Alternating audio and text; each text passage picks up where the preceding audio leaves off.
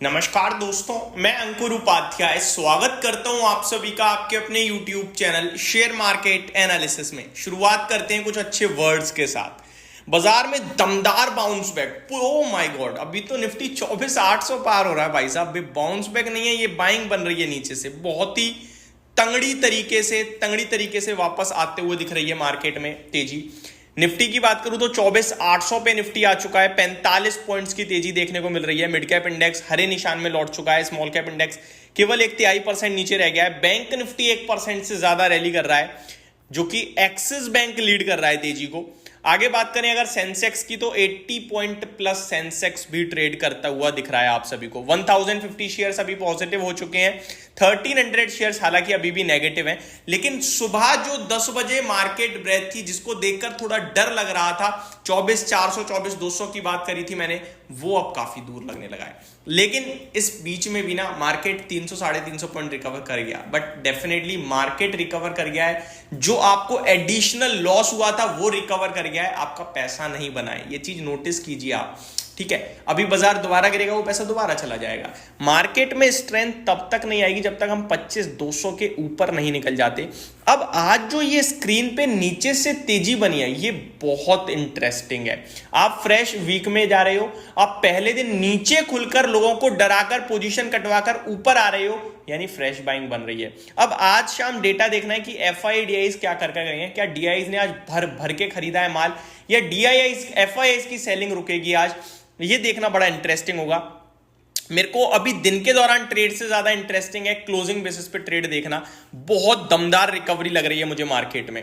Metal, financial services और banking index ये lead करते हुए दिख रहे हैं तेजी को। वहीं आईटी, एफएमसीजी और रियलिटी में हल्की हल्की गिरावट आ रही है।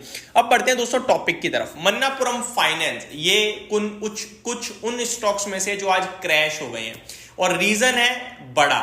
मन्नापुरम फाइनेंस केवल बाजार के संग नहीं गिरा, इनफैक्ट आज बाजार ऊपर होता ना तो भी इसका नीचे 10% का सर्किट लगना तय था। 10% सर्किट लगा, फिर खुलकर 15% का सर्किट लगा। अभी करंटली 12.5% नीचे ट्रेड कर रहा है मन्नापुरम फाइनेंस। मन्नापुरम फाइनेंस के शेयर धारकों को सिर्फ इतना कहना चाहूंगा, भाई साहब सहानुभूति है, बट चीजें बड़ी खराब डेवलप हो रही हैं।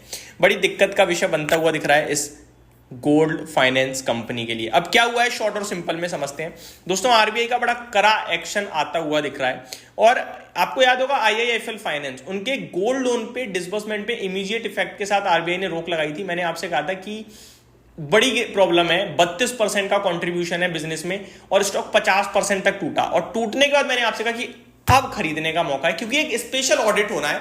ऑडिट होने के बाद वापस से चीजें सुधर जाएंगी, और हुआ भी एग्जैक्टली वही। नीचे से विद इन 6 मंथ्स आप सभी ने ऑलमोस्ट 60 to 70% का प्रॉफिट बनाया।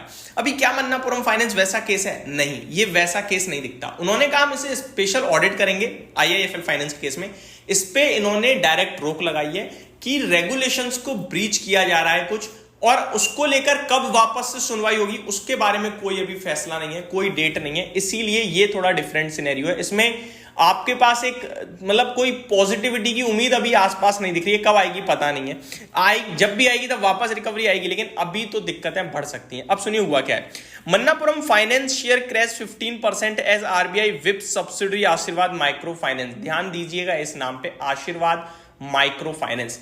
ये सब्सिडरी है मन्नापुरम फाइनेंस की, जो कि वुमेन्स को स्मॉल लोन्स प्रोवाइड करती है। आप कहोगे ठीक है भाई, तो क्या हो गया, मेन काम तो कंपनी का गोल्ड फाइनेंस का है ना। नहीं, ये जो आशीर्वाद माइक्रो फाइनेंस है, ये कंपनी के टोटल रेवेन्यू में 27% का कंट्रीब्यूशन करती है दोस्तों। यहां पे क्लियरली लिखा है, Asirvad micro finance is Manappuram finance micro lending arm offering micro finance loans to low income women for FY24, यानी पुराने वित्तीय वर्ष में जो निकला है उसमें the micro finance segment contributed 27% to Manappuram finance total revenue. तो ये जो माइक्रो फाइनेंस के रेवेन्यू जनरेट हुआ है वो 27% हुआ है टोटल मन्नापुरम फाइनेंस के रेवेन्यू में से। तो ये एक बहुत बड़े लेवल पे, मेरे को देखो चार्ट भी पूरा इन्होंने दिखाया, मैं आपको बताना चाहूंगा।